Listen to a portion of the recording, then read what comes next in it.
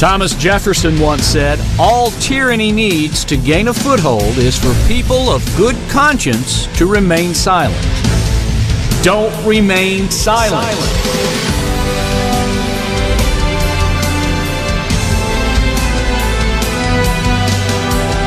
You've just jumped in the Pickle Barrel with author, speaker, commentator, and show host Bill Pickle.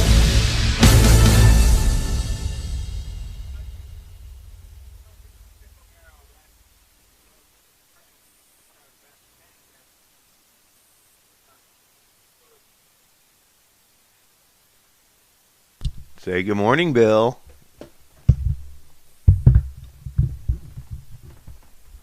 Maybe Bill's microphone is muted. Hello, Bill.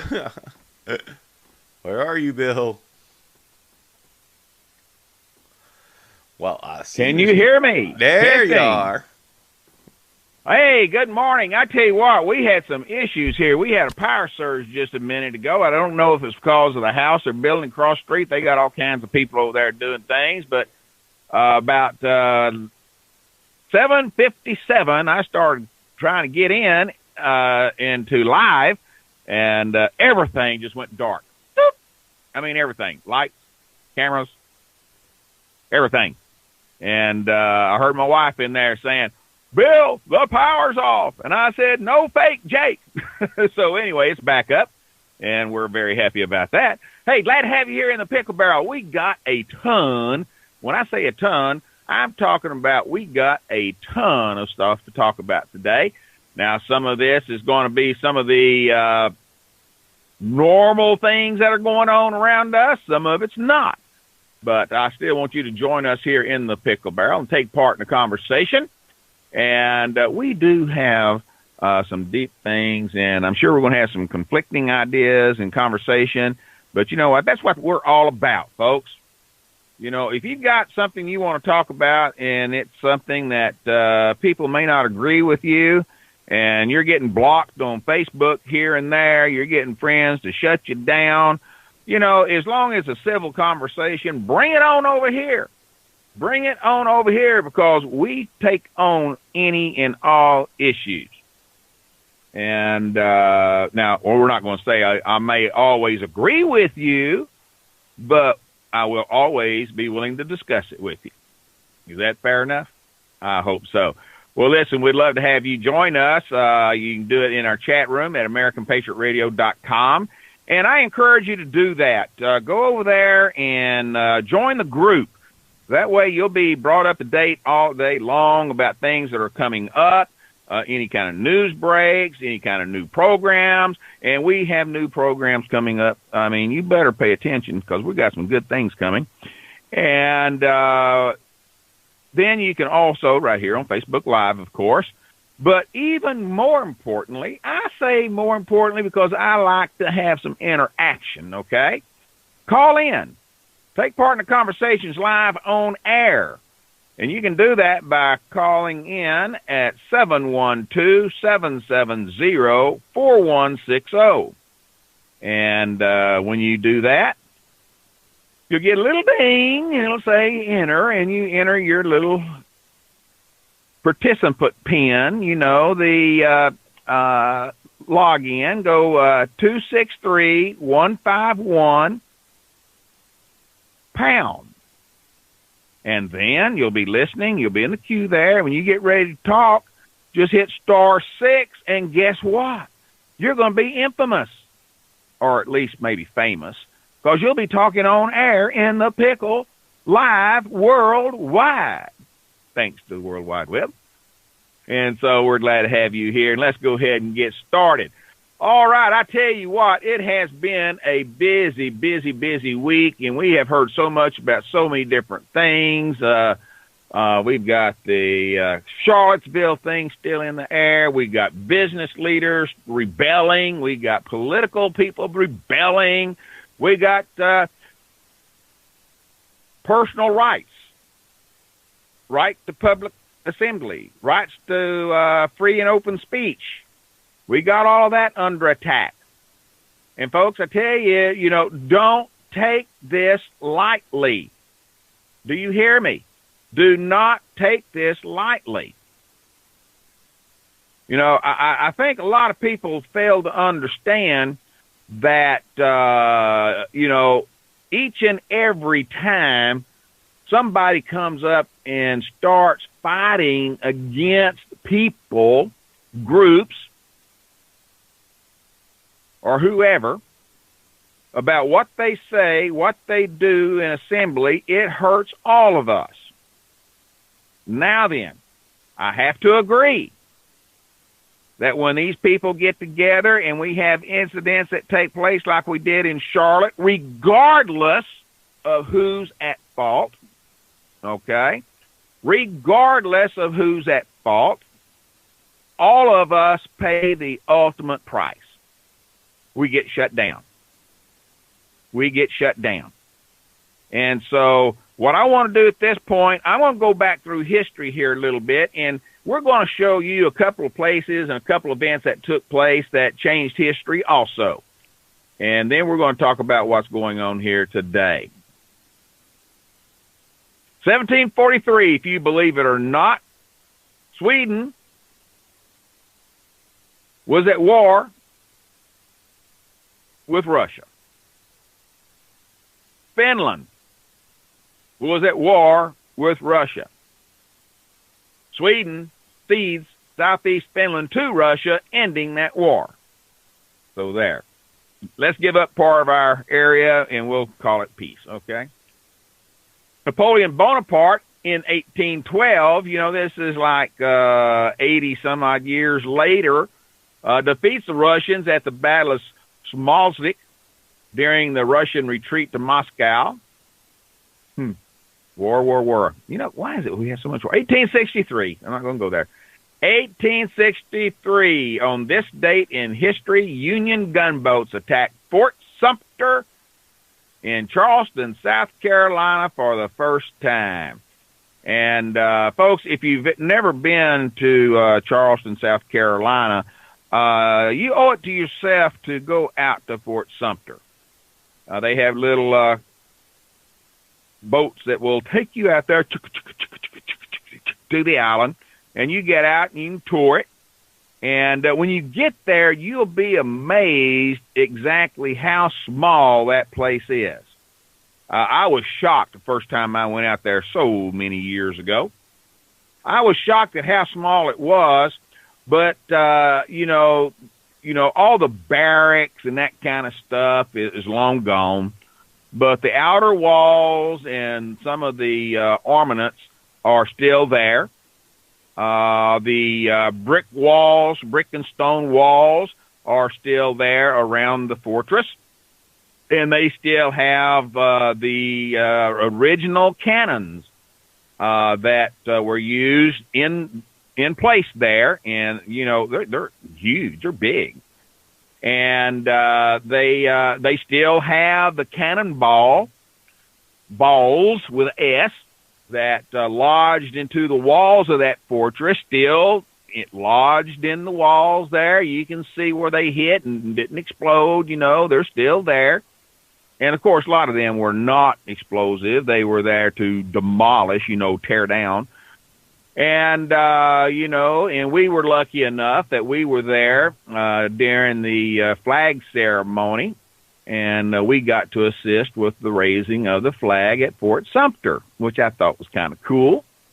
And you can overlook the Charleston Harbor there and everything. And I'll tell you something else a lot of people don't realize. It was not the Union or the Confederate, quote unquote, the Confederate Army that fired on Fort Sumter.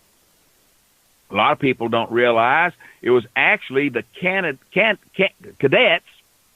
at the college there, the Citadel. It was the cadets, excuse me, that fired upon Fort Sumter that started all the chaos. And so a little bit of history there. And several years ago, my wife and I, on one of our little road trips, took a little side trip. And we said, wonder where that one goes. And so We was at a Y in the road, and we took the Y, and about a block down after we took that Y, there was this monument on the side of the road. I'm assuming it's still there. I hope no one has torn it down yet. But it was the grave and a monument to the gentleman that fired that first shot on Fort Sumter. He was born and raised right there in that area. And I thought that was kind of cool. By accident. You never know what you might find on these low spark spawn of the moment trips. Okay, so let's see here. What else? Sicily. 1943, Allied forces completed the conquest of Sicily, getting that back into the group. Let's see here. 1945, upon hearing confirmation that Japan has surrendered, Sukarno proclaims Indonesia's independence. 1960, Americans Francis Gary Powers pleads guilty in his Moscow trial for spying over the Soviet Union in a U-2 plane. That was big, big, big back then.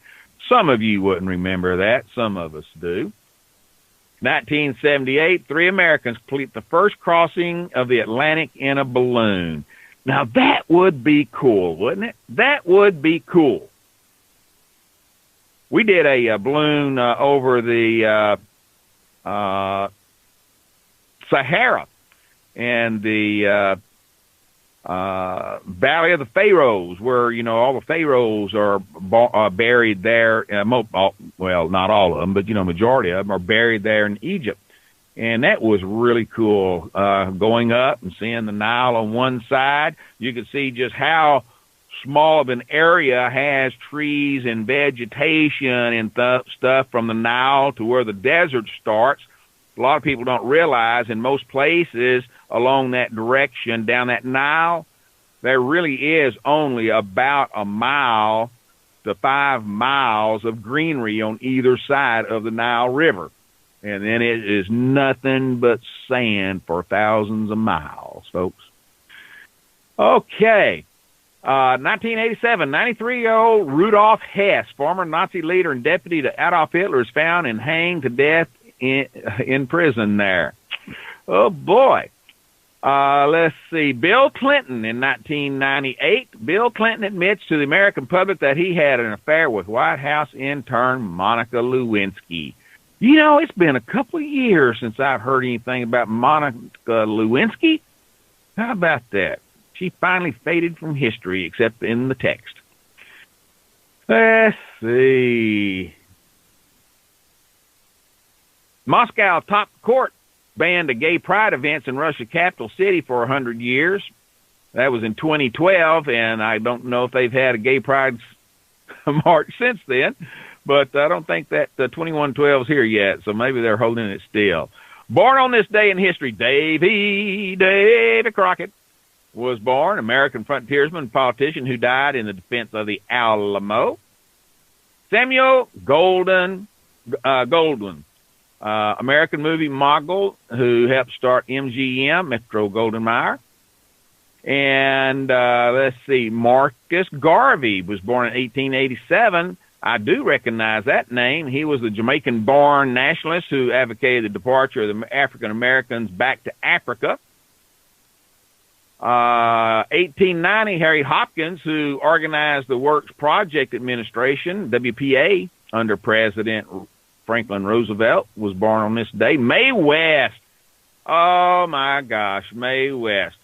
I haven't seen any tributes or any films or anything like that on her in a long, long time. I wonder if her history has finally bit the dust in American society, but she was the original TV movie bomb. I mean, to tell you, she's an American actress in burlesque, vaudeville, Broadway, and movies, back when they were silent, and then she got into some of the talking movies. How about that? John Kerr, basketball coach, was born in 1932. Robert De Niro, I'm not going to tell you who that is. Yeah, everybody knows who Robert De Niro is, American actor. I just told you, didn't I? Let's see. Judith Reagan, controversial book publisher, editor, talk show host. Yeah, she was. Sean Penn, Another one that's been made it big and is a little controversial at times. And in 1965, Robert Manry, copy editor of the Cleveland Plain Dealer, who sailed solo in a sailboat from Falmouth, Massachusetts to Falmouth, Cornwall, England, was born. 1965, young whippersnapper. So those are some of the things that happened this day in history. Okay, let's start talking. Let me tell you what. Let me do this. Let me check the chat room real quick and see who's in there. I have a clip of Rand Paul explaining health care. Well, I tell you what, Dave, why don't we do this? Why don't you go ahead and play that clip, and we'll just start the day off with that. How's that sound, my friend? With regard to the idea of whether or not you have a right to a health care, you have to realize what that implies. It's not an abstraction. I'm a physician. That means you have a right to come to my house and conscript me. It means you believe in slavery. It means that you're going to enslave not only me, but the janitor at my hospital, the person who cleans my office, the assistants who work in my office, the nurses. If you have a right to their services, basically once you imply a belief in a right to someone's services, do you have a right to plumbing? Do you have a right to water? Do you have a right to food? You're basically saying that you believe in slavery. You're saying you believe in taking and extracting from another person. Our founding documents were very clear about this. You have a right to pursue happiness, but there's no guarantee of physical comfort. There's no guarantee of concrete items. In order to give something concrete or someone's surface, you got to take it from someone. So there's an implied threat of force. If I'm a physician in your community and you say you have a right to health care, do you have a right to beat down my door with the police, escort me away, and force me to take care of you? That's ultimately what the right to free health care would be. If you believe in a right to health care, you're believing in basically the use of force to conscript someone to do your bidding. Now, just because it's a noble thing to believe that we are obligated as Christians, we are obligated through the Hippocratic Oath, we have always done this. Since the beginning of modern medicine, we have always provided 100% access. I do it in exchange for privileges. I do it because I believe in the Hippocratic Oath, but my hospital also says to me, you can only operate in this hospital if you agree to see everyone coming through the emergency room. I always have. We have always treated. We have always had 100% access through our emergency room. Those were for emergencies. They're not the best place for primary care. We all agree with that. But we've always had 100% free access.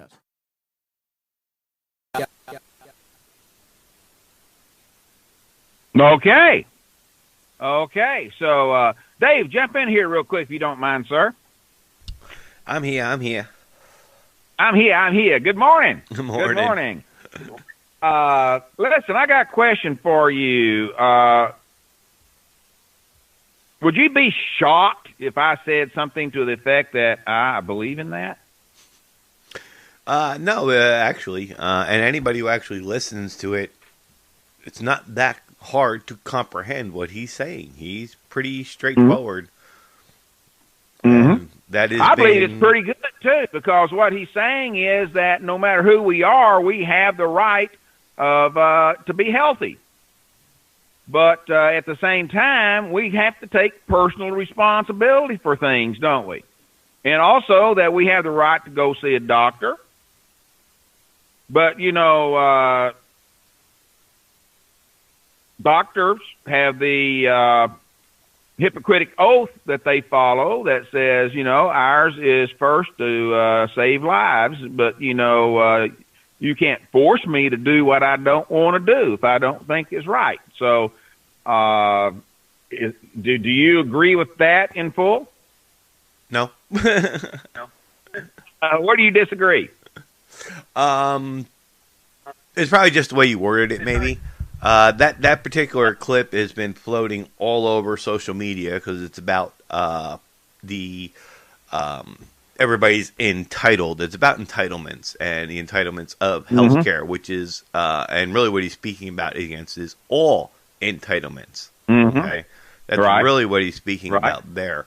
As far as the Hippocratic Oath, if you actually ever read it, you'll find out that 99% of the doctors out there don't follow it at all, especially in today's society. And this is why a lot of the senior doctors have retired and gotten out of the practice, because they're not allowed to follow the Hippocratic Oath. And what I mean by that is one of the topics that you fight me against, but there's all the proof in the world out there, is vaccines. You have doctors out there that will not see a patient. They will refuse you care if you do not vaccinate. That's a known fact. You know?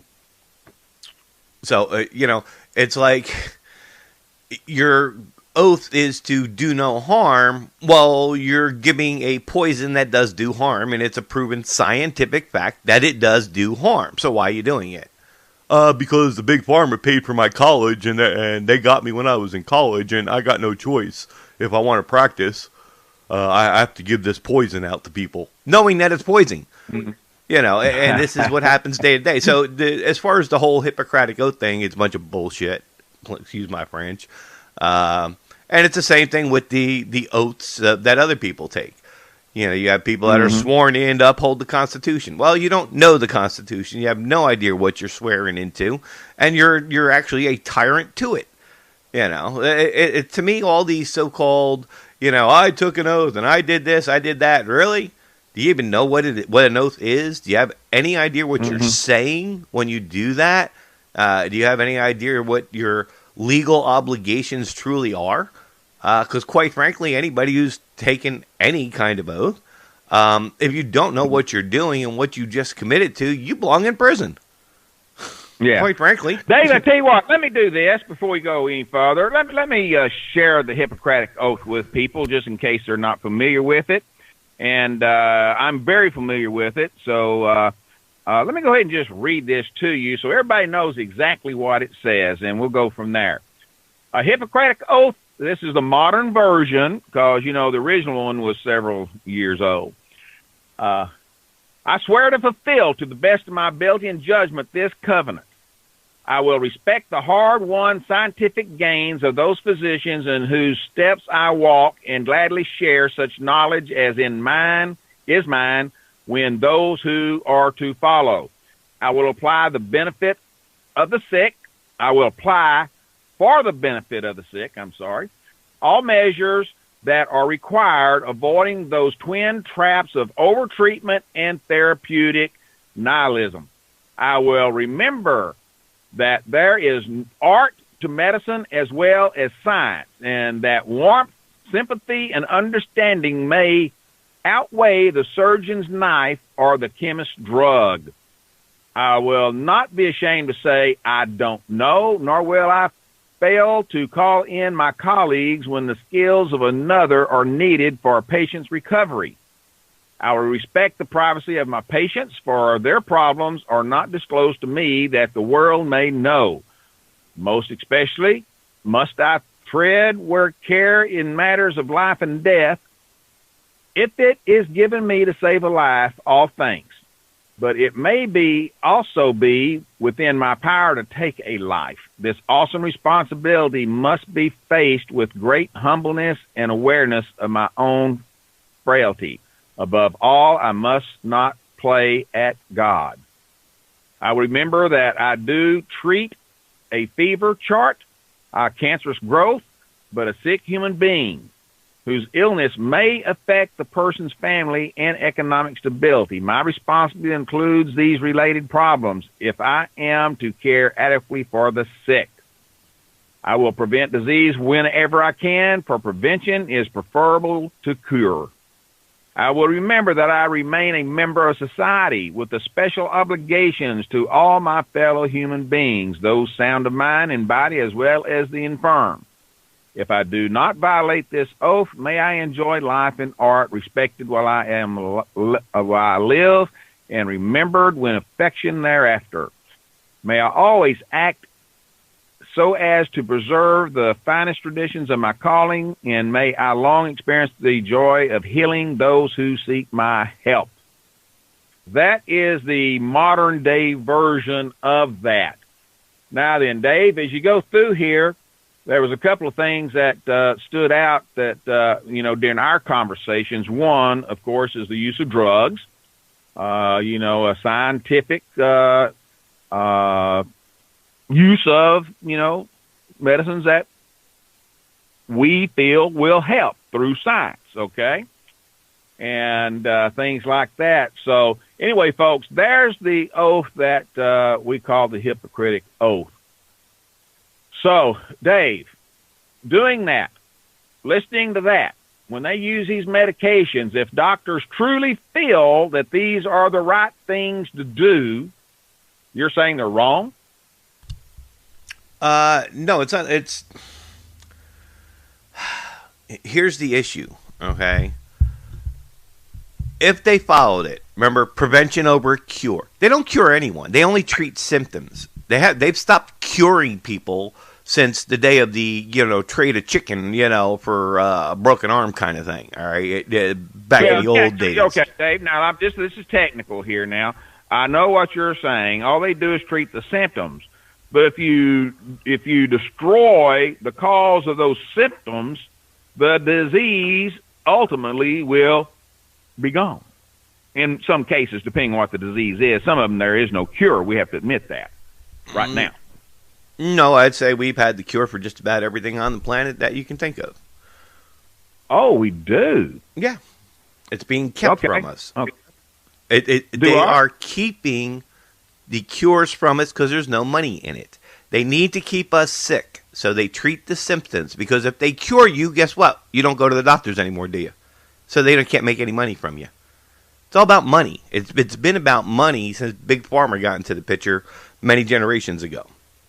And this is why the older doctors have gotten out. Okay. See, right here is where you and I get lost, okay? Well, because I look at... you're telling me that doctors do not want to cure patients because if they did, they wouldn't have any income coming in. Yeah, but I'm not blaming the doctors for that. Their hands are being tied. Their hands are being bound by Big Pharma. Okay. Okay. It's not. It's, I'm not saying a doctor doesn't want to help. All right. That a doctor is a calling. You want to help. You want to help in the sick, so on and so forth. All right. It's a calling. The problem is, like anything else, just like it's a calling to go into politics. Then you get in and you realize, oh, wait a minute, I can't do what I thought it was really all about, and your hands are tied. So now what do? You either play the game or you get out, which means now you're out, X amount of dollars from all your education and college, and you're in the hole and all the rest. And, hey, I got to pay my bills, whatever the case may be. So, there's all kinds of things, traps that get in there.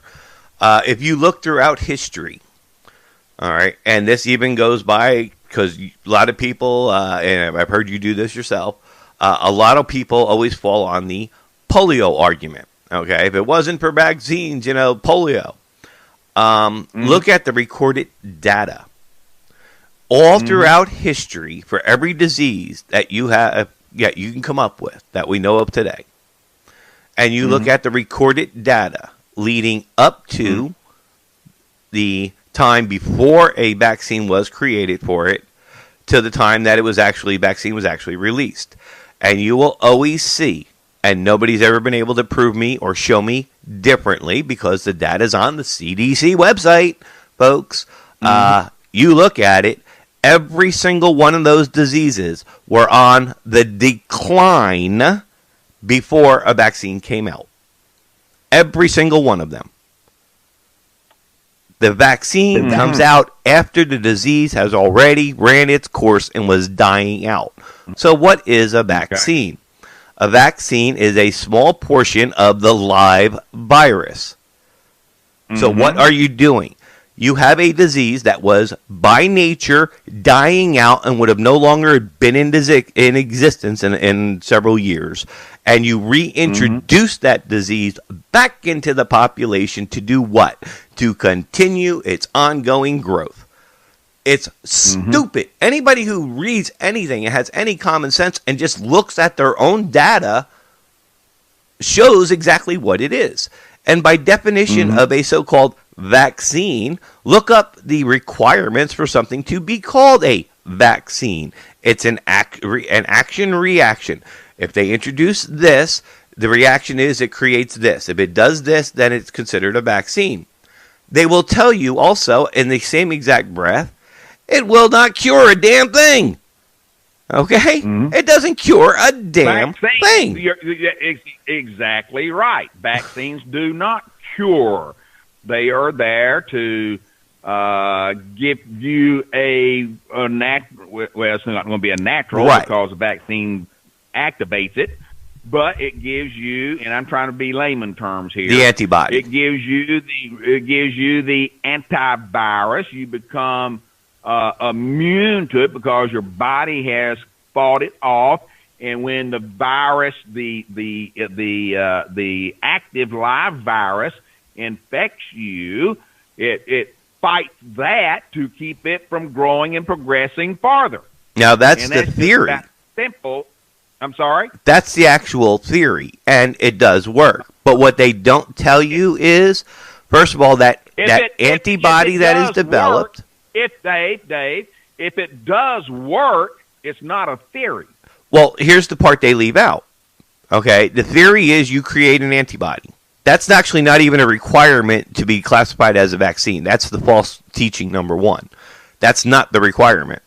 That's number one, that's the false teaching. Number two is that antibody that is created is such a weak version that it actually confuses your internal system for when you get the actual disease and makes the actual disease process 10 times worse for you. Most vaccines, why do you think you have to get booster shots? Is because the vaccine itself is only good for a short period of time. Mm-hmm. All right. Mm-hmm. It only lasts a short period of time anyway. You know what? Now, I know several people when I was a young kid. You may not. I'm a little older than you. And I imagine there's listeners much younger than me that probably do not know anybody that ever had polio. All right? And I do. And even when I was the age to get that polio vaccine, I knew friends of ours, family members of ours that had polio. And, whether or not I would have ever gotten polio, I'm happy to say I will never know. And, the vaccines that we took at the time for polios, I don't know if they still do that or not, since polio is pretty much out of the picture here. That's an interesting question. I'll have to find that out. But whether the vaccines help me or my sisters at all, I'm going to have to say that I think I'd rather had that vaccine than taking the chance to get polio and the effects of polio of the friends and family members that I know that had it. Yeah, actually, we had a couple of kids in our school growing up, a couple of friends of mine actually that had different levels of polio, different degrees of polio. Right. But everybody had crippling, deforming right, polio. Exactly. But, yeah. Right, yeah, it's a varying disease, of all different kind of levels. Right. But the extreme of the cases actually died out before the vaccine was ever invented. Like I said, it was already a dying disease long before the vaccine ever came out. The only good thing about that particular vaccine is the penicillin, which was created, helps for all kinds of different things. So it wasn't just a polio type of prevention. It was a type of natural product that is found in nature. Nature heals all things. Everything on this planet was put here to help the human being, if you will, fight off all this kind of stuff. So time out. Poison ivy never helped me do anything.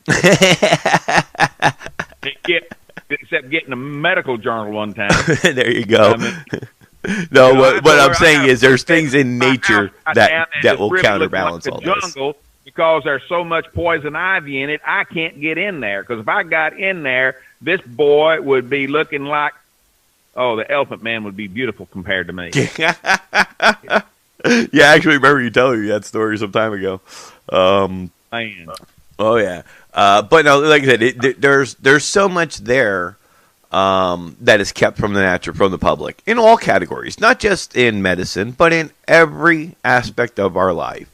Yeah. You know, and you think about it. Let's think about it this way. All right, now this again is I've had climate people, scientists kind of deal, try to argue this one, and when they get done with their argument, it makes it real easy for me to bring about the real argument that puts it right in their face of why, like, let's say the dinosaurs died out, right? And this is how weird you can do this. We hear about and see in readings and writings and textbooks going all the way back to Sumerian times throughout your Bible and whatnot, right? People lived to be hundreds and hundreds and hundreds of years old.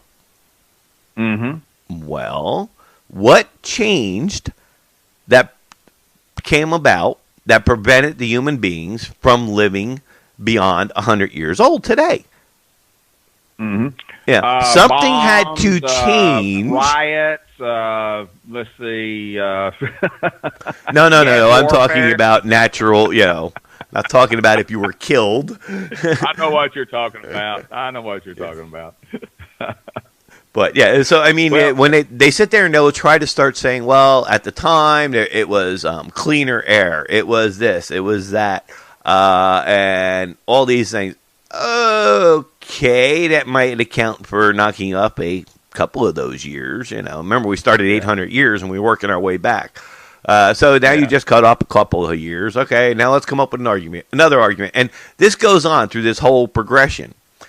And then when they finally start looking at history, it's like, really, when did this all start taking place? What was the big, massive swing from these people who would live hundreds and hundreds of years and brought people's lifespan down to next to nothing? There was a catastrophic event that had to take place that affected the human race. So I play that game, and it's a long story, but really what it comes down to, and this is what a lot of people don't like to watch and follow, and this is real science. We're not talking, the craziness out there. We're talking real science. The more and more scientists are actually now signing on, especially NASA. NASA's finally getting behind this argument. Thank God. It's only taken them 30, 40 years to open their eyes. That the group that I've been following have been out there publishing, and I mean actual publishing in scientific papers, the natural progression of what we've always heard of, the pole shift. Okay, and I've spoke about this before. This is what occurred during the wipeout of the dinosaurs. See, if it's a meteor, the dinosaurs only in that general area. All right, now people say, well, if that meteor was big enough, it would cover the cloud and temperatures would drop and all this other stuff and so on and so forth. Okay. Kind of like coming next Monday, right? Right. Okay, so you have this meteor attack and it's going to make temperatures drop. Okay, how does that explain woolly mammoths who live in a cold climate? They all got wiped out at the same time. So how do you explain that when they're already in a cold climate? They scratch their head. They can't answer that one. Yeah. Okay. Yeah. When you trace it and follow the natural progression and the natural cycles of the sun and the natural cycles of the earth and the natural cycles of the shifting of the poles, what happens? And when they did blood samples and DNA testing, they discovered that there was an instant drop in oxygen levels by some estimates as high as 35%. The average is about 28 is what you will see on scientific papers, because on paper they like to be, they like to hold back a little bit. So between 28 and 35%. This caused an instant suffocation of the larger animals. And this is why the dinosaurs all died, pretty much standing in place. And this is why you had these large herds and everything all found together, why they all died instantly. It wasn't a cold strike. It was a lack of oxygen. They suffocated, and they discovered that now with more and more dinosaur that are being found today that are perfectly preserved, that, that's exactly what happened. It was a instant decrease in oxygen levels. So that time is once again upon us. So how do you help the instant drop of oxygen, which we know is going to occur with the next shift. We're in the middle of the cycle of a pole shift, which is about 85 years off. And there's going to be another massive decrease in oxygen. Well, what creates oxygen? Plant life. What do plants need to create oxygen? Carbon. What are they trying to take away from the planet right now? The carbon. They are killing us, folks. They are setting up for a mass extinction event. The government. It's a vicious circle, isn't it? It's a vicious circle. That's now, what it is. I want to go back. But I got to run a quick bus run, Bill, so you'll have to keep going. I'll be right back. All right. You know, he was mentioning earlier about the how long did it take and the years and all that. And, you know, one thing that I have not done a whole lot of research on, but, you know, when people talk about years, I don't know if you realize that, you know, it wasn't until the 12th century, and I think this is a wonderful coincidence. It makes it easy to remember this. It wasn't until the 12th century that a 12-month calendar was actually being used. So anyone before that, you know, I'm not sure. I haven't done the research. I have to admit that. I don't know how they determined what a year was. And I do know that I do remember reading that different countries had different lengths of period that they judged the makeup of a year. So, you know, really a 12-month calendar was, like I said, created in the 12th century. So, matter of fact, it didn't always go from January 1st to December 31st. If I remember correctly, you can look this up very easily. You can go to Google. I'm sure it's there. If I remember correctly, at one point, the new year actually started in March instead of January, if I remember correctly. And the reason I say that, because I was born in March, and, you know, sometime someone mentioned that to me. But I find it very interesting that, you know, even the calendar itself has changed so much. Who knows what a year was way back before the 12th century? Oh, the things that we talk about on this program. All right, let me check the chat room and see what's going on there real quick. Neil, good morning. How are you doing? How did we go down this road when Hillary Clinton's book is out? Priorities, people. Oh, I tell you what, Neil, Hillary's book is, I can't even say it with a straight face. Oh, my gosh. Wait a minute. Let me get my act together here. Oh, okay. All right. Let me try to do this without laughing. Hillary Clinton's book. Hillary Clinton's book is far from being a big issue with me. You know, I might try to get it and read it, but, you know, I would rather get critics' reports and read them instead of spending my money on a Hillary Clinton book. No offense, folks. I'm sure some people are going to love buying it. They're going to love reading it and worshiping it and probably put it on their coffee table beside the Holy Bible. But there's not going to be one in my house. I'm sorry. You know, I am not contributing in no form or fashion to that. Oh, mercy.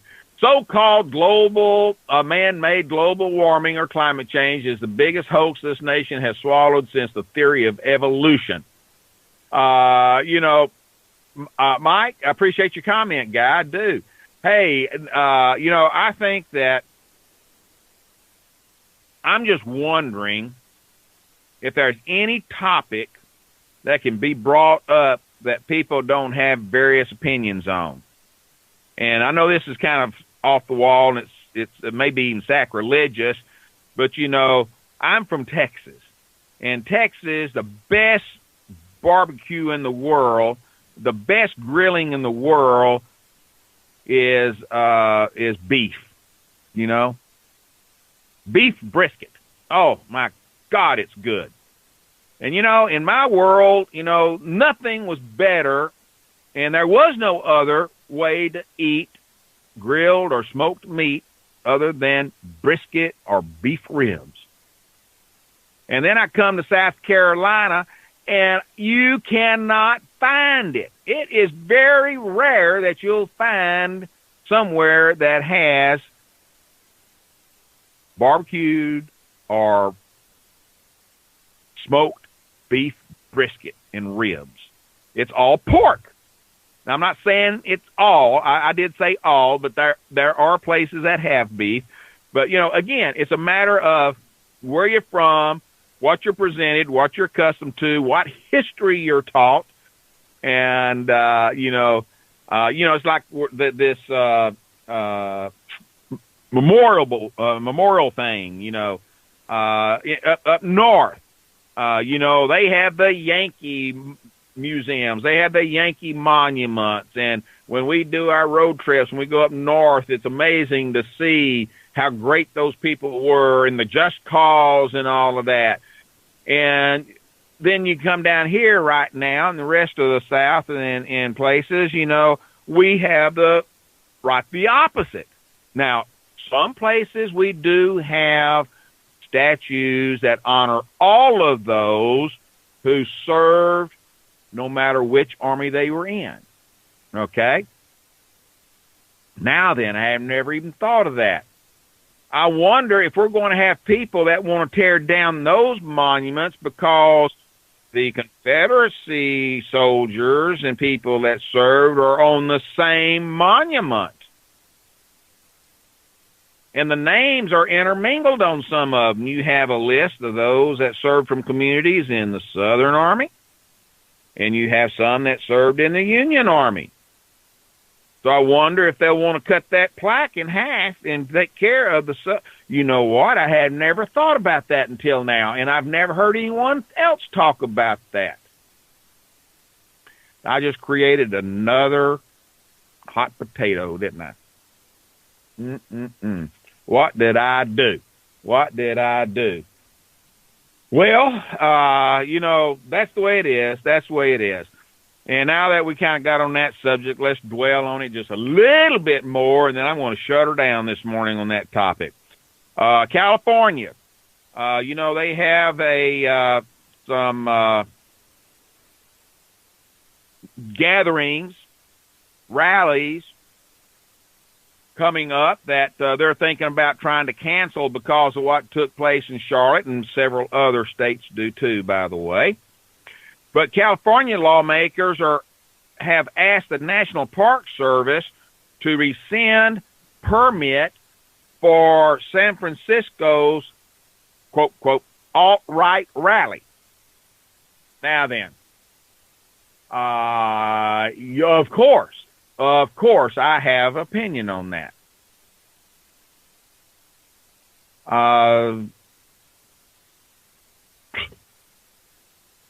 You know what?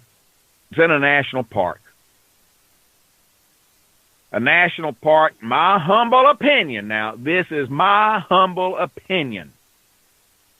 A national park to me is a place you go and admire the beauty. You go and admire the history. It's a place where people can go and relax and enjoy the scenery, enjoy Mother Nature, if it's one of these nature places like the Grand Canyon. It's a place where you can go in and give some deep thought about what happened there or the beauty that's there. If it's a event like maybe in some of the battlefields, it's a place to go to reminisce, to think about what those people must have gone through, to try to understand what their fighting was really about.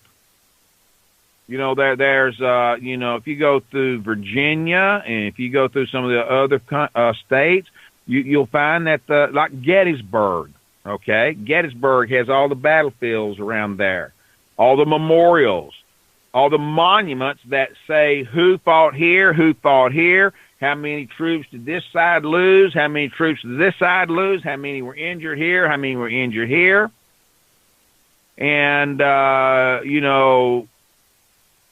nowhere does it really suggest or give glory to either side. It's a historical park.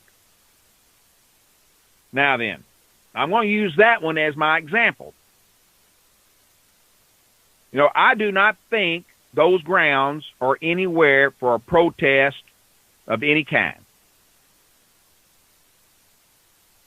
It presents history in a neutral manner.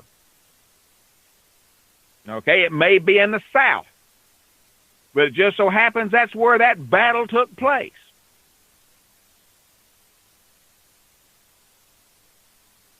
The Grand Canyon, you know, and this we're in California, the park where they want to have the gathering. I don't believe they should allow that there because of what it is, what they stand for. My own personal opinion. There's a lot of other places that they can go. We don't need our national parks, our monuments, things like that destroyed because some asinine people want to get out there and have a fight, stab each other, shoot each other, run each over with a car or truck. We don't need that stuff in our national parks. People go there for totally different reasons. I wish people would honor that. And I can't help but say that I'm afraid they won't. I'm afraid they won't. Just my own humble opinion on that. Okay, and folks, see right there what happens when you enter the chat room and put down your opinion, or you call in, you get to express your opinion, and I get to express mine, and then we can talk about it. Okay, let's see here. Neil says, the one Pelosi is calling white supremacist rally is majority brown people. If white nationals show up, won't be happy. So tired of discussing on the fickless hate group, and why do we give them the time of day? There are few, very few, that don't do anything but talk. Antifa is more dangerous to our First Amendment rights and safety. Neil, my friend, I have to agree with you overall. I do. But people do get involved, and it is brought forth to the public, and when it does, we either ignore it. You know, I'm going to stop right there. You know, sometimes I think if we would ignore it, and Neil, I'll bet you'll agree with this. Sometimes I think if we ignore it, they might stop faster. You know what I mean? I think if we ignore them sometimes, maybe they wouldn't have as many of them because they don't get the attention. They don't get the attention. And I just, maybe, maybe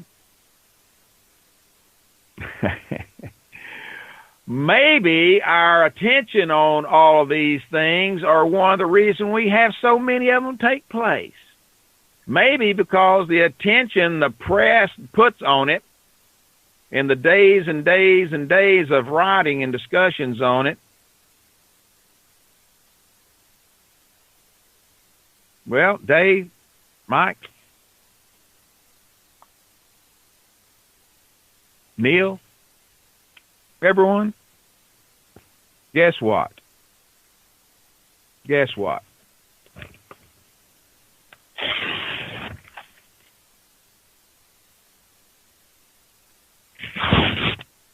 As of today, my discussions on what happened in Charlottesville comes to an end.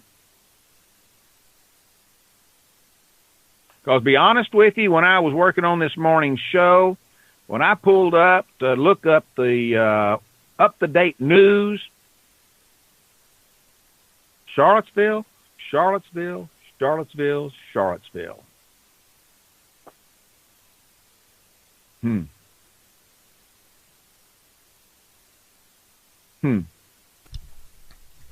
Hey, Bill. Maybe we need to shut. Yes, Dave. How are you? Yeah, good. I'm back.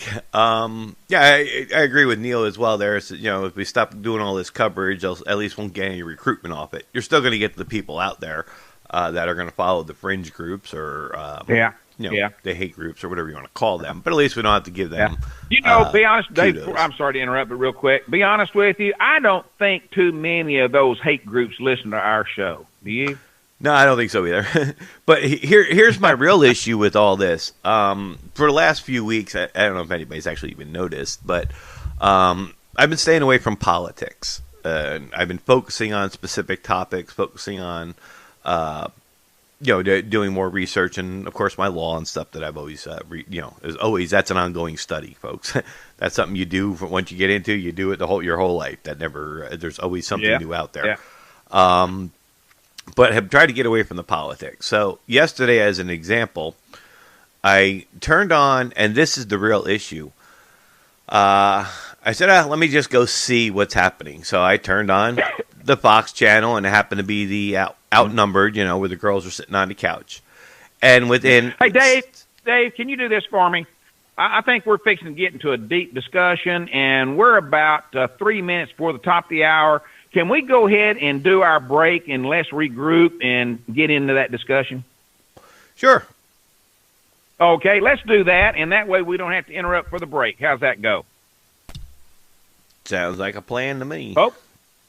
Folks, we'll be back in about 2-3 minutes at the most, and we'll reconvene this discussion here in the Pickle Barrel. In the meantime, share the message that we're having discussions here. Tell everybody to jump in the Pickle Barrel, either on Facebook Live or at AmericanPatriotRadio.com, and they can also partake in our discussions. We'll be right back here in the Pickle Barrel.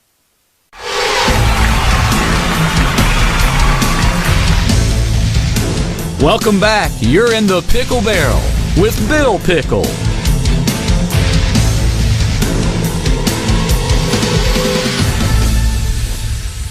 All right. Welcome back. You are in the Pickle Barrel. We're in good discussions. We've been in some somewhat heated discussions already this morning. We've been in a lot of just congenial what-ifs this morning, and we've gone down history lane this morning. Right now, we got Dave on the line, and we're talking about some other issues, and we'd like for you to join us, 712-770-4160. Put in the magic PIN number, 263-151-pound. And if you'd like to enter our discussions, all you got to do is hit pound 6, and then you'll be there live. You can join us. Or you can join in the chat room on Facebook Live in the Pickle Barrel, American Patriot Radio. And or you can go to AmericanPatriotRadio.com, our website, and join the discussions, join the group so you'll know what's coming up and what's happening here at American Patriot Radio, where it's never a dull moment. Right now, we got Dave here. Dave, we're back on air here, and let's just start from the beginning on this, if you don't mind, and we'll see if we can't draw some of our audience into it also. So the floor is yours, my friend. Thank you. What I was saying is I had taken a break from politics, stopped watching the news channels and the brainwashing and the nonsense. Well, yesterday, for whatever reason, I decided, let me just go see what's going on Fox. So I turned it on, and it was outnumbered, the ladies on the couch there. Right. The lady who was speaking was one I do not recognize, so I don't know if she's someone new or just was a guest for that day, but usually the guest is the guy in the middle, that sits between the ladies. I had it on for less than a minute, and this is why. The first thing I hear when I turned on the channel was this woman who I, again, do not recognize, so I don't know the name to tell you her name. Okay. She was saying how, yes, a lot of our founders were slave owners, but the Civil War, the South was fighting against their country for the right to keep their slaves. I had to change the channel. I turned it off right there and then. Now, Bill, let me ask you a question. Because of the comment of their country. That's step number one. So you're catching on quick, Bill. And what was the second part? I'm not as dumb as you think I am. No, you've been doing very well in your classes as long as that we've been together. For those who don't know me, they call me the law guy around here. Okay, for over 10 years that's the now. nice things they call you, Dave. Well, yeah, they call me a lot of things. That's for sure.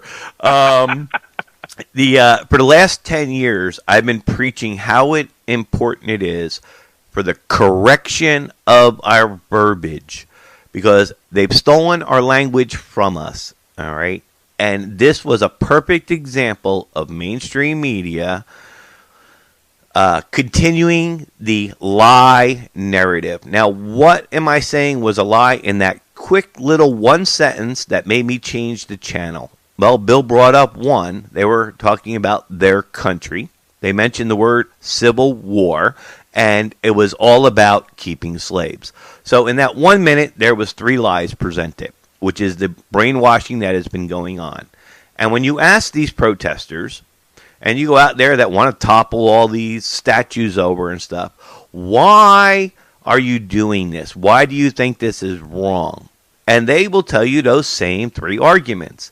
This goes all the way up into colleges and universities. They even got a university that has a class that's specifically titled The Civil War. Well, let me give you some facts, folks. Number 1, we've never had a civil war here in the Union. Not one. The Supreme Court even declares it the war between the states. Now you have to pick up your law dictionary and look up, well, what does that mean? First of all, the United States of America is not, nor ever has been, nor ever will be a country. But let's stick to the time period. Even in the beginning of the constitutions, what did they do? A more perfect union. It's a union of individual countries. So the South was not in any way, shape, or form fighting against its country. There was no breach of allegiance. This is why it was not considered a civil war, and this is why at the international courts, as well as our very own Supreme Court, declares it a war between the states, because by word of legal definition, a state is a country. All right? So we never had a civil war. That's lie number 1. They were fighting against their country. No, their country was their individual states that they were members of. So that's lie number 2.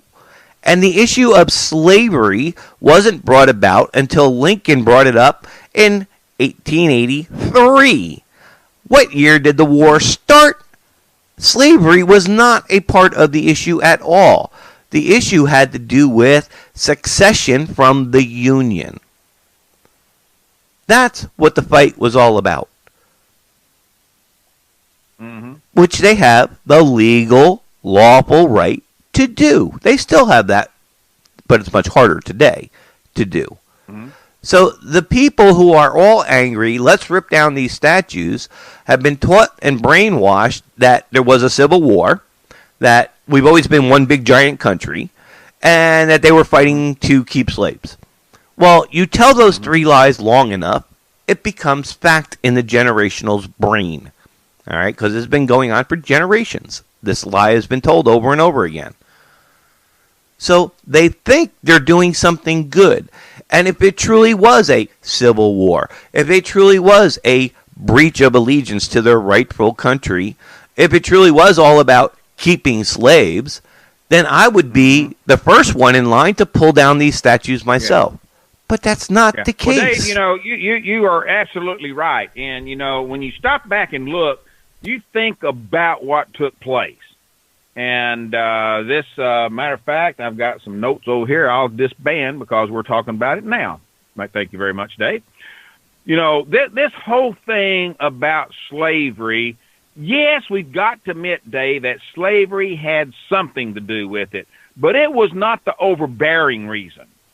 We may disagree there a little bit, but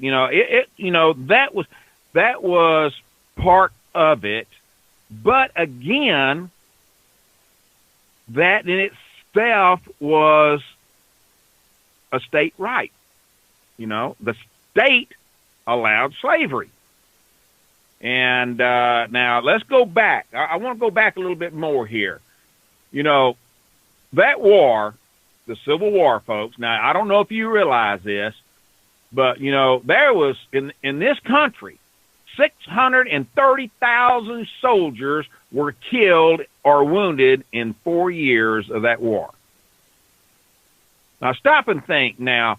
Do you believe that a war over slavery itself would had that many people be willing to go and fight and die? I don't think so, Dave. I don't think so. And the one thing, you know, Dave and I disagree on a bunch of things. But on the reason for the Civil War, we agree. I mean, folks, we agree. The Civil War was not about slavery as a total. It was a small fraction of the actual reason. And that reason, some people did. They didn't care what the states' rights were or anything. They were going to have slaves. Some didn't. But anyway, the bottom line is, you know,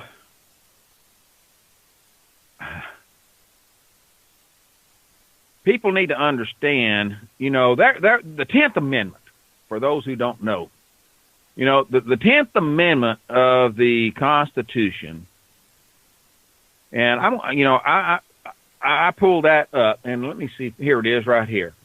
The 10th Amendment, which was ratified in 1791, by the way. Listen to this before you jump to any conclusion. The powers not delegated to the United States by the Constitution, nor prohibited by it to the states, are reserved to the states respectively or to the people.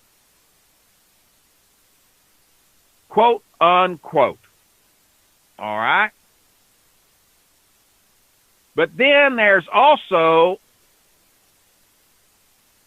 the supremacy clause of Article 6 of the Constitution, which says, this Constitution and the laws of the United States which shall be made in pursuance thereof, and all treaties made or which shall be made under the authority of the United States shall be supreme law of the land, and the judges in every state shall be bound thereby, anything to the Constitution or laws of any state to the contrary withstanding. Do you know what that part? That's an important one, Bill. That's an important one that a lot of people misunderstand. Yes, it is. Read that one again. Okay, listen, folks. Listen very, very close, because there are some little tidbits here that people grab hold of and use those as the purpose and definition. So listen real close. This Constitution and the laws of the United States shall be made in pursuance thereof, and all treaties made or which shall be made under the authority of the United States shall be the supreme law of the land, and the judges in every state shall be bound thereby, anything in the Constitution or laws of any state to the contrary notwithstanding. Now, there's the key word in this, and I put it in the chat room. Article 6, you got to understand, when the Union was formed and the individual countries, i.e. the states, joined the Union, they formed the federal government for the purpose of one thing, treaty. That was step number one. Number two, the purpose of the power of treaty was given up was because the federal government was put in place to represent the Union for trade and market purposes on a global level. This is why the USA is classified as a country, because it has the power to treaty. It's a slim definition of the word country, okay? And it was done on purpose for giving us the power to act as one on the international level. The word there, and the key word again, is treaty. By the way, Dave, which, by the way, I think we have to agree was a good thing. Oh, absolutely. It was absolutely a good thing. The organic is the organic is very well thought out. The organic, what we refer to as the organic Constitution, which is your first 10 amendments. It was very well thought out. It was a real, true republic, a de jure, which is Latin for right, compared to today's democracy under Reconstruction, which is considered de facto, meaning not of right. The key word there, like I said, is treaty. A treaty, when the states gave up that power to treaty, the agreement of the contract, remember, everything comes down to contractual law today. Even back then, it had to do with the power of contract. You have the right to unlimited contracts, the common law, the right to power and authority for unlimited contracts. That power of treaty is what Article 6 is talking about. Because the states gave up the right to treaty for themselves, that whatever decision the United States made in a treaty agreement, those states, by contract, agreed to be held accountable and have to uphold those rights. Mm-hmm. That's all it is in reference to, though, folks. This is where people get confused. They think that, see, the federal government's got power over the states, and the states have to do everything the federal government says. No. Wrong. Only when it comes to the power and authority of a treaty. When a treaty is signed in good faith with the USA and another country or another individual, another entity, that all states are bound by that agreement. That's all it's saying. Nothing more, nothing less. But people like to think that it incorporates all this other nonsense when it has nothing to do with it. Yeah. Well, I tell you, folks, now, Dave and I are having this conversation here, and you hear us carrying on a logical, clear, understandable conversation, and like some of the stuff we get into. But I want to tell you what, when you start looking at the Civil War, and I don't care what you've been told over the last 2 or 3 days, and I don't care what you heard being yelled at the riots and in Charlottesville and everywhere else, all the anti-protests and the protests going on. Folks, listen to me.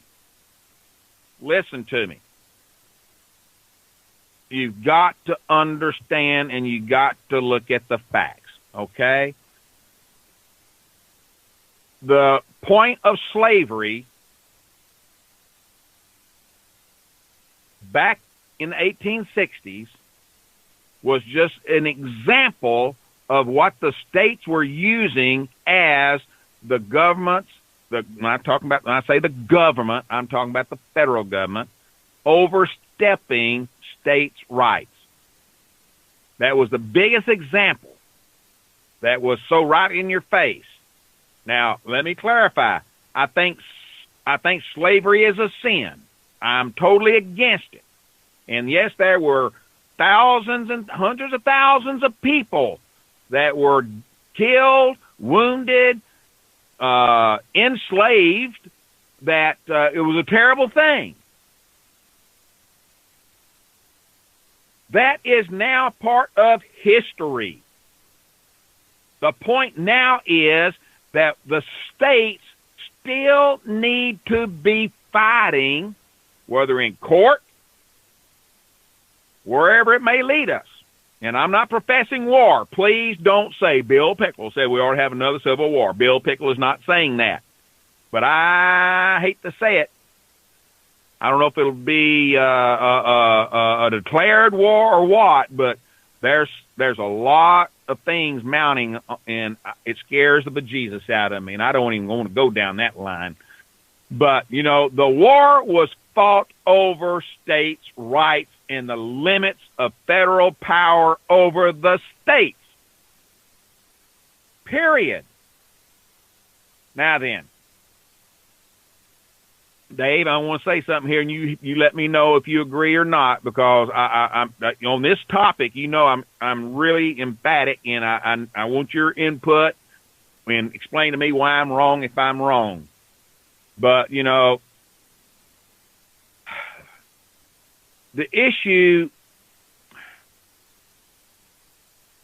that it was fought over slavery per se, but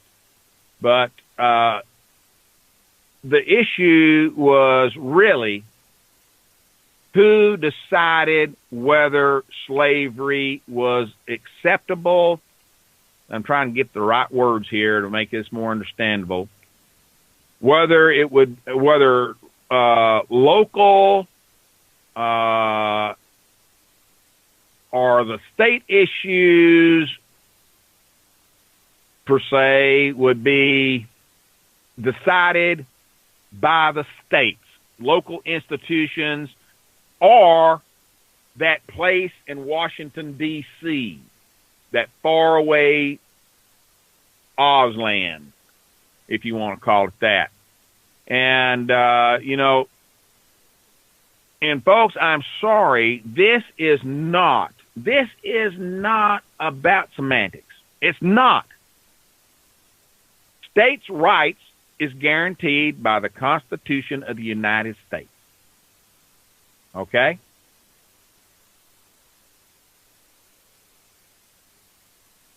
No matter what you think of the Civil War, there were 11 states. I think I'm right there. I have to count them real quick. I just pulled that number out. I think it's 11. 11 states seceded from the Union. Some of those states were in the process. They were in the process already of trying to limit or get rid of slavery. But Big Brother had to step in. Big Brother had to step in. And look what happened. Now, where am I going with this? Where do you draw the line? Where do you say that this article that says states are controlling what takes place in their country, the country of Florida, the country of South Carolina, the country of Virginia, the country of New York, the country of California, the country of Illinois. You notice I got the liberal and the conservative people all mixed into one. They have the right of it's bequeathed to them by their country. United States of America is just that. Dave, you said it earlier. The United States of a country of America is not the country. It's the Union, just like the European Union, where all these European countries once belonged. You know, so they're breaking off. So when people say country, and I know I say it a lot. You know, I'll be the first to admit it. I say it a lot. You know, I'm proud to be an American. I'm proud of our country. You know, it's a generic term that people are using these days, and Dave will jump on me every time he hears me say it. I get my hand slapped. But he's right. We are a union of states that make up the United States of America. Now, some people say that the Civil War was fought and the South was trying to destroy the United States of America. Now then, in my humble opinion, I think that there's some truth to be said about that. You know, these 11 states decided they did not want to be part of the United States of America again any longer. And so they attempted to withdraw. And the Union said, wait a minute. We can't allow that. You got to stay part of this group, you know. After all, you got all that cotton down there. You got all that farmland. You got all that seacoast. You got all that tobacco and all that bourbon. We need that. So we're not going to let you go. So no matter how you look at it, and Dave, again, you know, I want to tell you, and you know this, you know I believe that But the war was about principle, people. State sovereignty and the right of secession, the right to govern your own state by your own laws, their own state constitution, their laws, and that's what it was about. And anybody else that says it was totally about slavery, you're wrong. You're wrong. Dave, unless you got something else to say, I'm through with it. Your last input on this topic. No, you did good. You covered it well. But we keep bringing up the one topic that we don't discuss too often, and I want to bring us a little bit further into that one. That is the slavery. Okay. Slavery is not what we've been taught it was. So many people today, when they hear the word slavery, the only thing they think of is the black. Folks, long before the black man was enslaved, whites have been enslaved. Look at your Bible.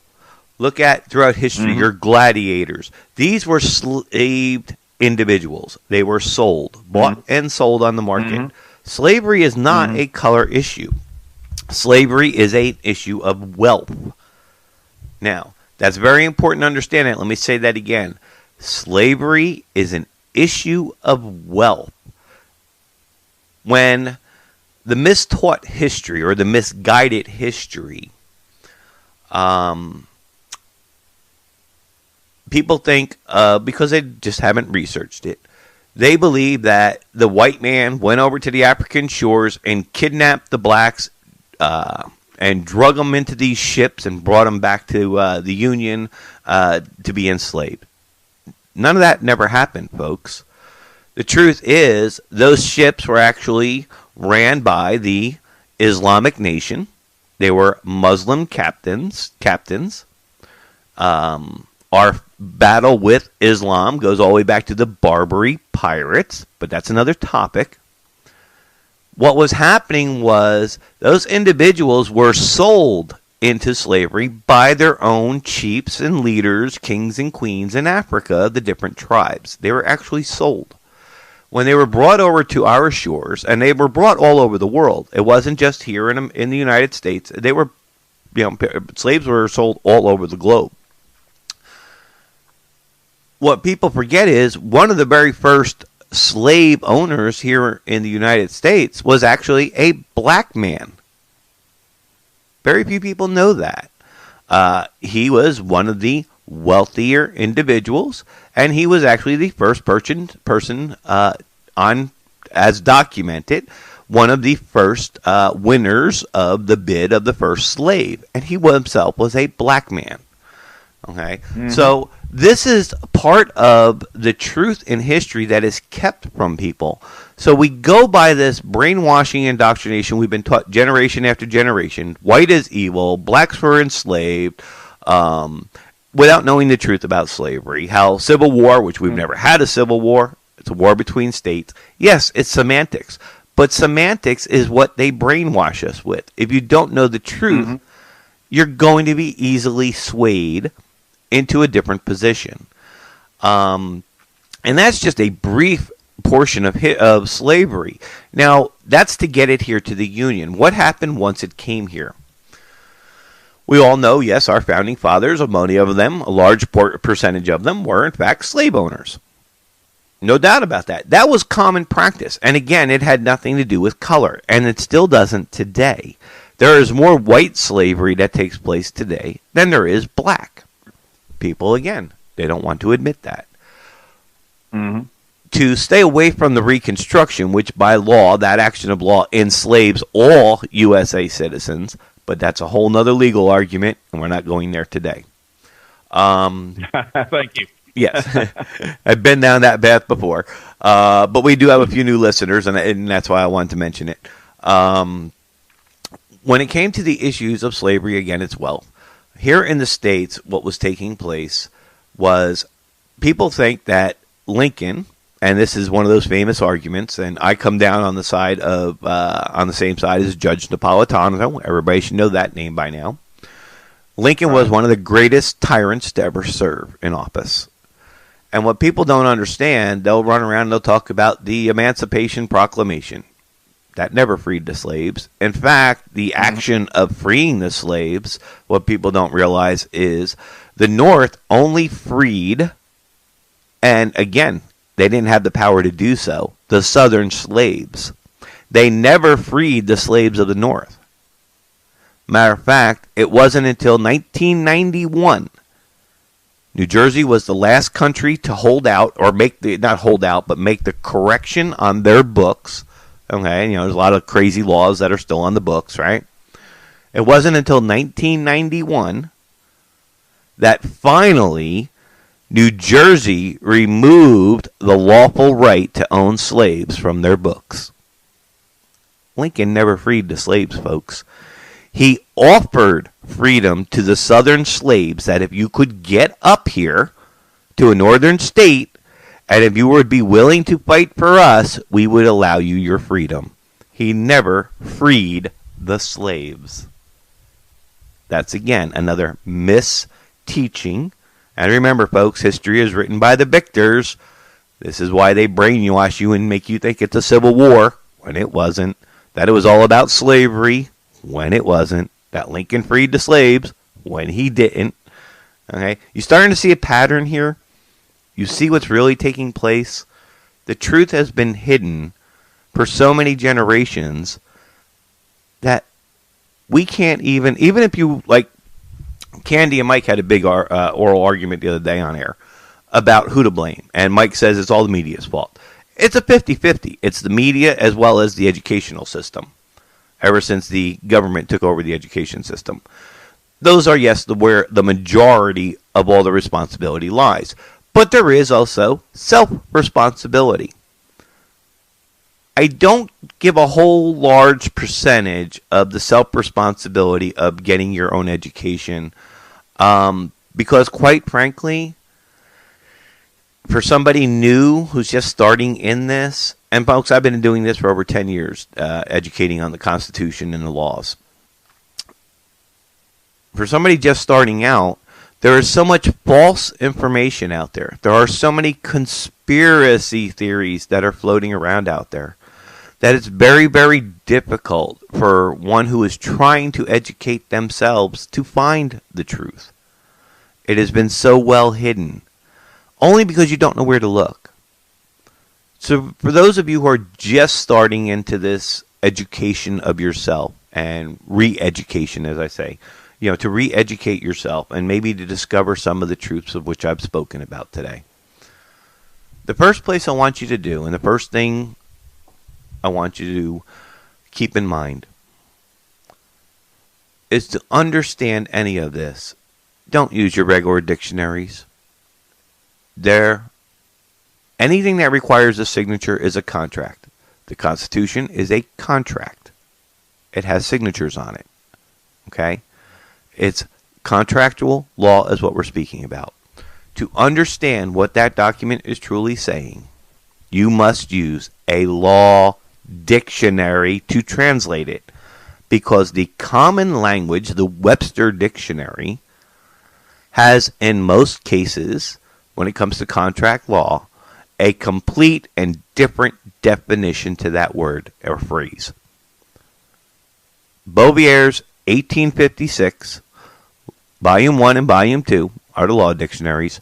They're free from Google Books online. They're searchable books, so you can put a word or phrase in there and search the book and read it. It's easy, super, super easy to read, follow, and understand. Read it as a novel. There is so much information in there, including case information that will relay you back to other articles and links in there that will bring you to further your studies. And this, actually, if you ask any sitting judge out there, what's the one law definition book that they refer back to? And 9 out of 10 times you will get the same answer. Bouvier's 1856. Because it's got the most clearest, simple language incorporated into his definition. Black's Law Dictionary is the second one that comes up.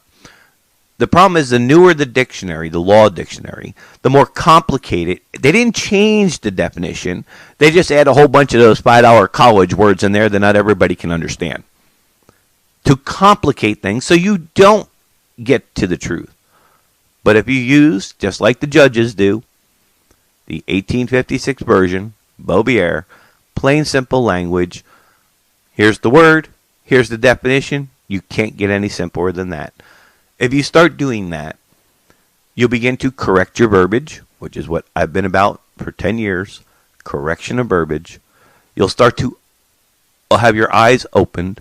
You'll be able to point out and see the brainwashing that takes place day in and day out in school at all levels from pre-K through university, the mainstream media. You constantly hear these terms, Civil War, when it wasn't. Constantly hear these words, the country, when it's not. You know, all these key words that you hear over and over and over again become very clear to you. And you can just shake your head.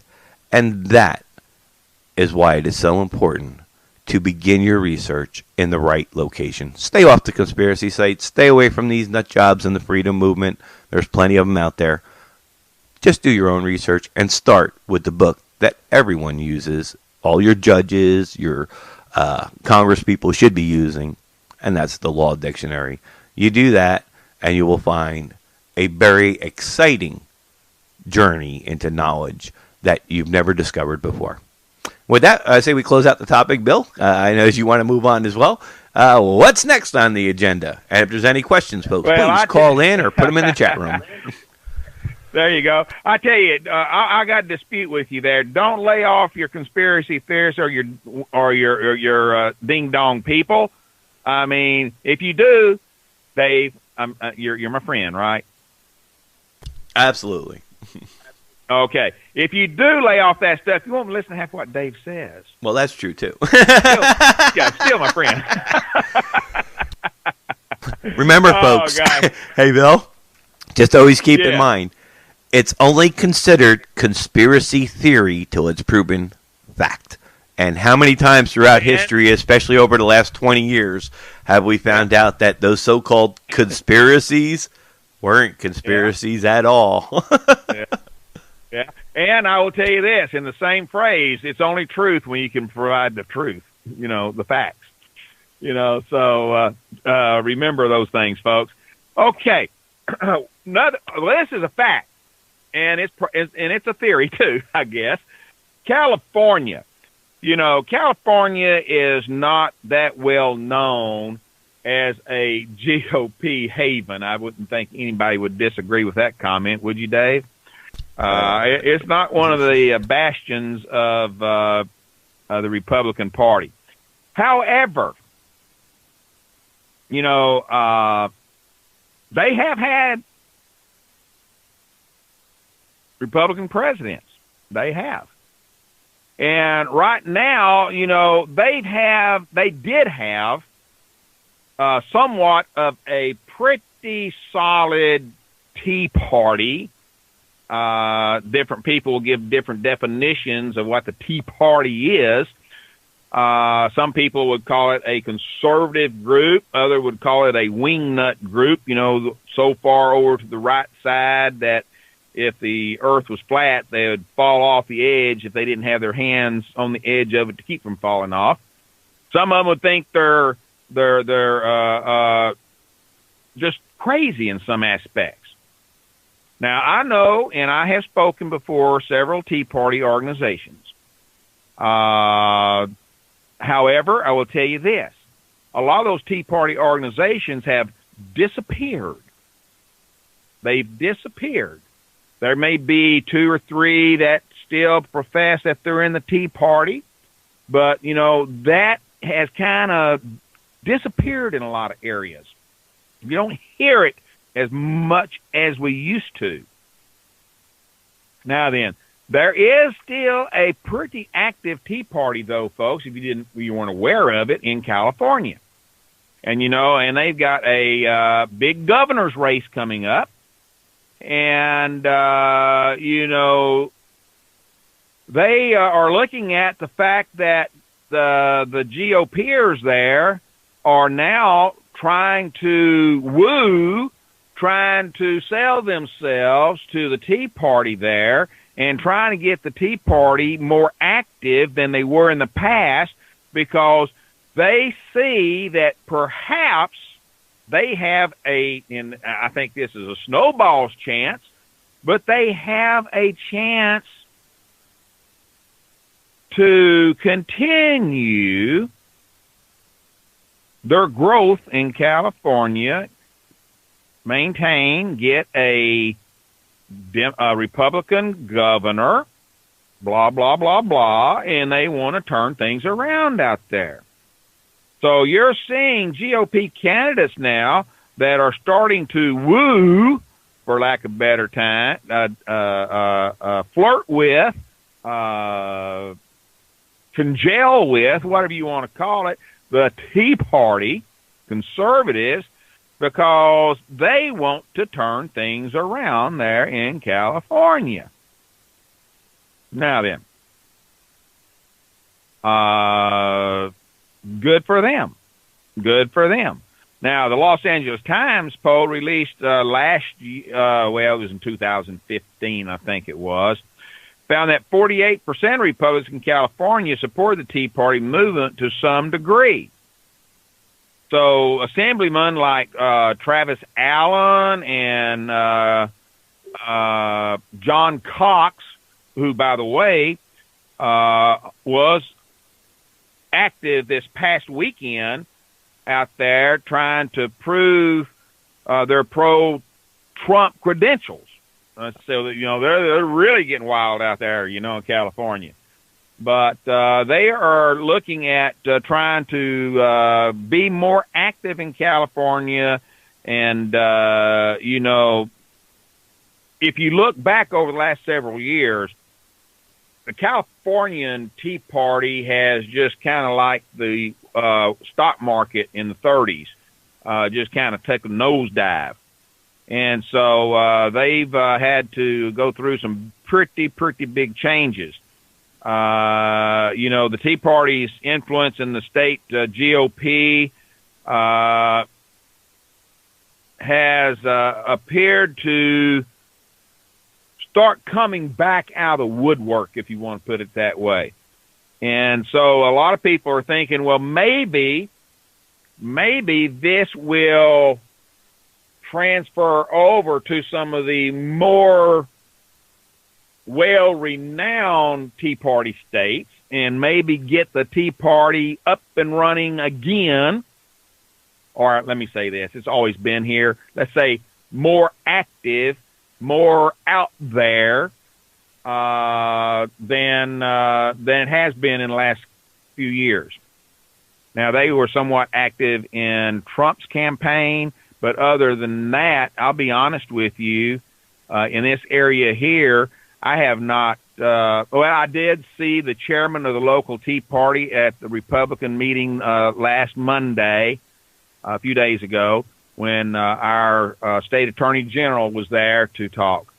And be honest with you, I have not seen anything on social media, nothing in the newspapers, no phone calls, nothing about the local in-county area, PD regional, the whole 11 county area. I have not heard a word about the Tea Party in a very long time. So maybe they're looking at this situation we're in right now as a way to bring that group back to life. Some people say yay, some people say why, some people says who cares, but so what? Anyway. So I just wanted to bring that up since we haven't heard that name in a while and share that with you. Corporate chiefs, we've had this thing that's taken place over the last few days that we've had a lot of people backing off of their vocal support for Trump. Some of them are backing off with their financial support. Some people are saying that he's gone absolutely crazy. Some people say they love crazy, and he's revitalizing his campaign. And folks, I'll be honest with you, I don't think what he's doing is so much about issues.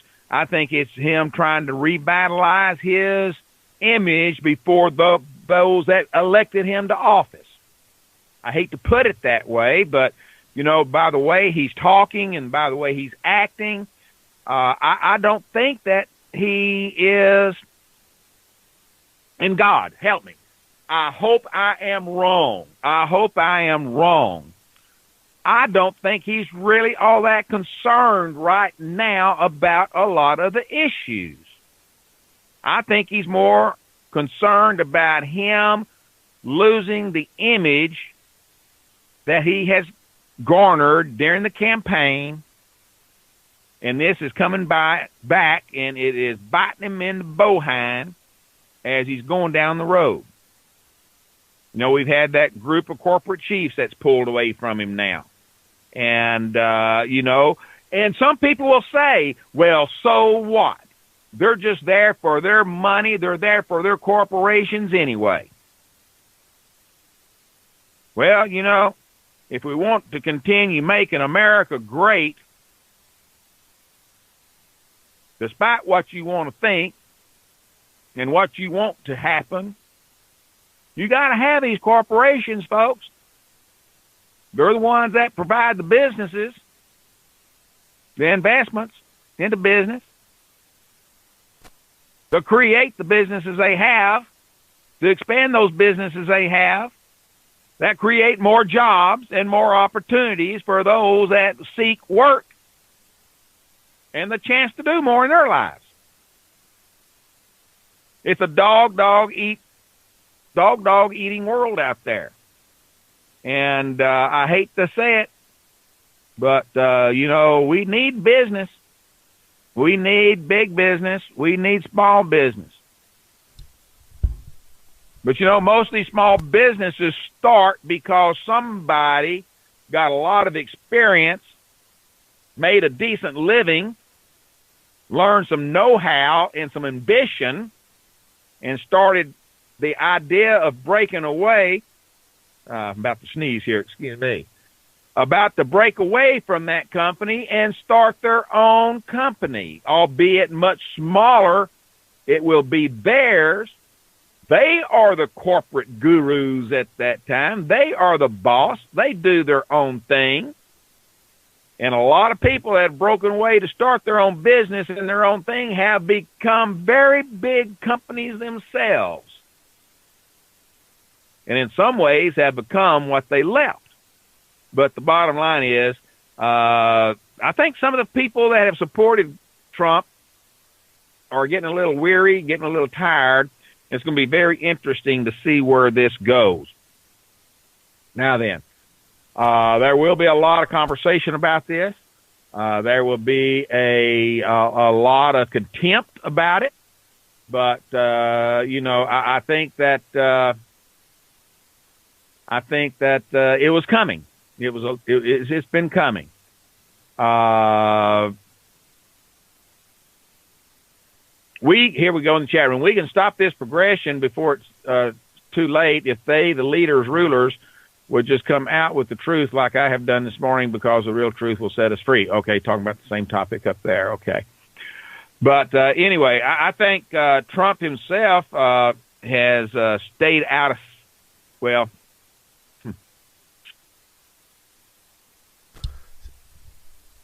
I think he's pretty much attempted to stay out of sight, but he hasn't done that totally. Let's put it that way.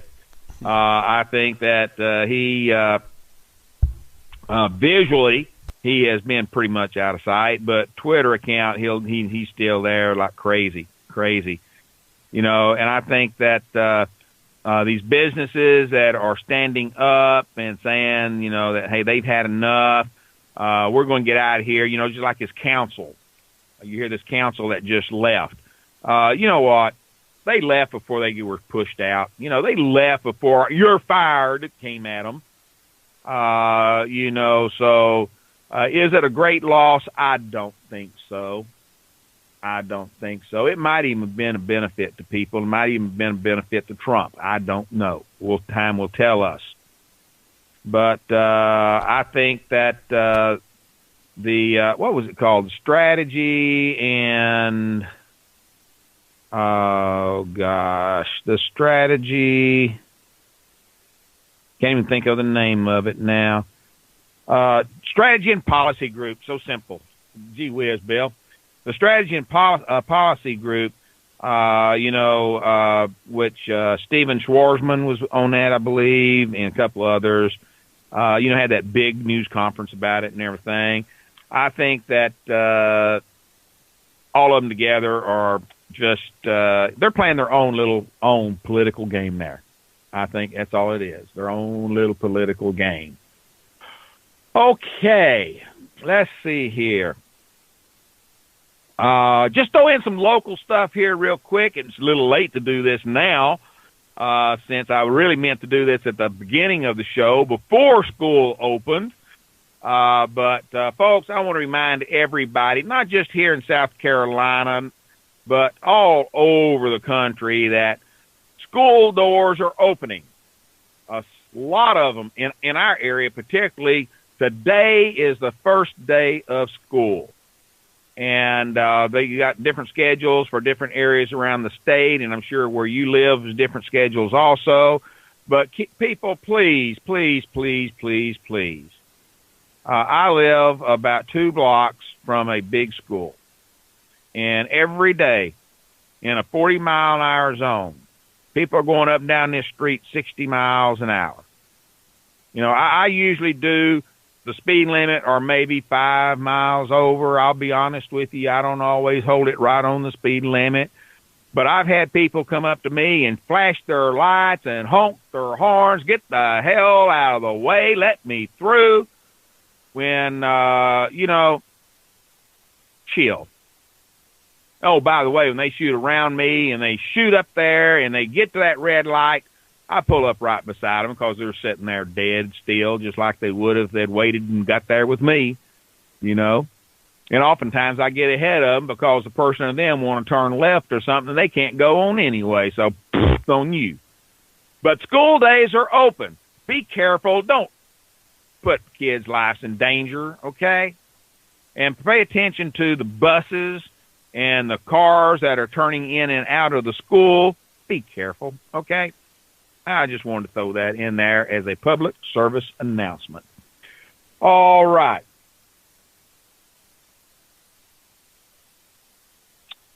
Gosh, I don't want to get in that topic. We have no time for that. That'll take at least an hour. League of Women Voters. Believe it or not, I saw this name come up this week. League of Women Voters. I haven't seen much about that in a long time. But the Florence League of Women Voters are going to be celebrating Women's Equality Day with a 2 p.m. showing of Iron Jawed Angels at the Florence County Library Saturday, August the 26th. And I might just show up to that. No, I can't. I'm going to be out of town. What am I talking about? I won't show up to that. I wish I could. I'd be interested in going there and watching that. Let's see here. What else? We got a couple of minutes here. Let me see if I can throw something else in here real quick before we go. Oh, the big school board. This is another local thing, folks, but you need to listen to it because it's happening all around us. You have a lot of school districts that are trying to do things that you wonder why they're doing it. Whoa, we can't afford that. That costs millions more than we have. The design's not good. It's not helping the people that need help, all that kind of stuff, okay?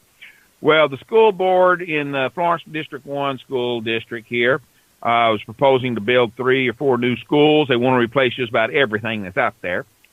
And, well, they've decided, after a lot of public outcry, that maybe they need to go back to the drawing board. Maybe they need to go back and think, well, wait a minute. We've had a lot of politicians that have disagreed with our plans, the county and city. They've had a lot of citizens disagree with it. They had this big public hearing, and there was hundreds of people. It was a filled-up auditorium.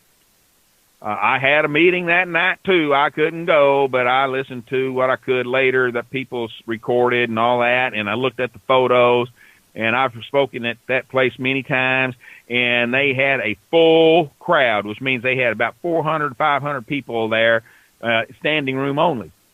And they broke out in little work sessions, and I guess they decided maybe we better listen to these folks. There's been enough of them saying things and complaining and getting in touch with us since then that we better just delay our action, go back to the planning board and look at all these various proposals and see what we can do. All right, folks, right there is evidence you getting involved makes a difference. And it starts, folks. I'm going to reiterate this, and I'm going to beat this until I'm dead, but this drum's going to be beat every chance I get. It all starts at the local level. Local level is where your baby politicians are born. Those babies become adolescents, and they get on the city council and county council, school boards, etc. And then they decide, well, they want to play in the minor league. They're going to move on up into county politics. They want to get into the upper minors. They're going to get into state politics, and then they move up to feds. So, we got to train them right. We got to wean them from this I'm it theory that they have. It's the people that matters. We're the ones that count. They work for us. And here, again, is a great example, and I want to thank every single person that went to those meetings, that took place in the discussions, that took place in the work and discussions after the meeting to bring this about. Congratulations to every one of you. Thank you, and you're proven, and I hope, well, first of all, you've proven the system works, that you got to get their attention, and I hope your attention span continues until they follow through and make the right decisions for the people here. And folks, when I say this, I'm talking about here in your city, here in your state, here when you go vote for federal folks. We're all one big family.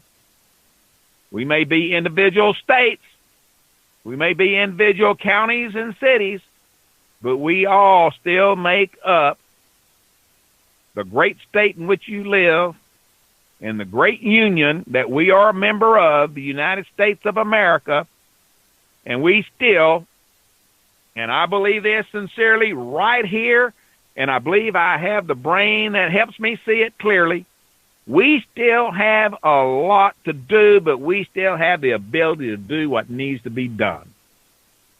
And those are my parting words for this morning in the Pickle Barrel. I want to thank all of you for being here this morning, taking part in the discussions, and I hope that you have heard and participated and got something out of the program that you can carry forth with you. And I hope you'll be back here tomorrow morning in the Pickle Barrel at the same time, 8 a.m. to 10 a.m. right here on AmericanPatriotRadio.com and American Patriot Radio on Facebook Live. And we'll see you tomorrow. Dave, take it away, sir. What's coming up? No reason to change that dial. Plenty still yet to come in this day on AmericanPatriotRadio.com. Everything from Kids Corner, Happy Hour, Chuck Skull's Golden Age of Radio, and of course, if you're up later on in the evening throughout the midnight hour, replays of today's broadcast in case you missed any. So, till next time, everybody, keep your eyes open and be safe out there. Have a great one, folks. We'll see you tomorrow in the Pickle Barrel. Bye-bye.